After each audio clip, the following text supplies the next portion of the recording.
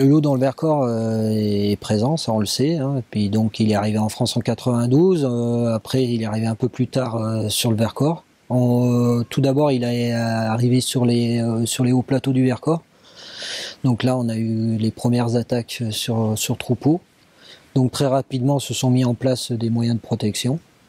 Et après, c'est en 2010 où on a eu les premières attaques sur les contreforts du Vercors côté Trièves, quoi, on va dire. On parlerait de 3 meutes sur entre 2 sur les hauts plateaux, une plus dans le sud des hauts plateaux du Vercors, et dans le Trièves, on parlerait de 2 meutes. Et localement, donc on les a entendus chanter. Donc il y a une meute qui est présente dans le coin. Et les éleveurs, très rapidement, certains ont mis des moyens de protection. Donc parc de nuit, filets électrisés, c'est-à-dire que les bêtes étaient plus en semi-liberté, on va dire.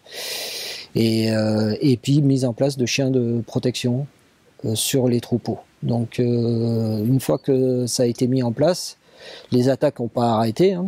Mais ceux qui avaient mis en place les moyens de protection ont eu des attaques moins violentes. Quand on a une attaque sur un troupeau qui est pas protégé, on se rend compte que le loup tue beaucoup plus d'animaux, quoi. Parce qu'il les fait courir, et puis il y a plein qui disparaissent, quoi, pendant plusieurs jours et on les récupère pas. Souvent ces animaux-là, c'est perdu, quoi.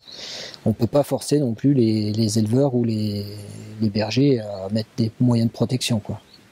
Mais toujours est-il, c'est que la plupart maintenant rentrent leurs animaux le soir, quoi, les rassemblent ou les rentrent, et du coup on a quand même bien moins d'attaques, quoi. On peut pas dire que les éleveurs aient intégré le loup dans leur écosystème, du moins pas tous. Mais par contre, ils ont adapté leurs moyens d'élevage par rapport à ça, quoi. Après, il y en a encore qui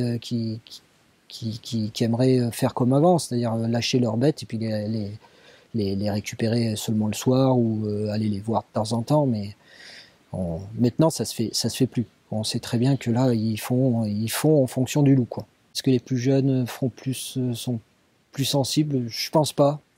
C'est vraiment un état d'esprit. Est-ce qu'on est capable de cohabiter avec l'animal? Est-ce qu'on estime qu'il a sa place ici?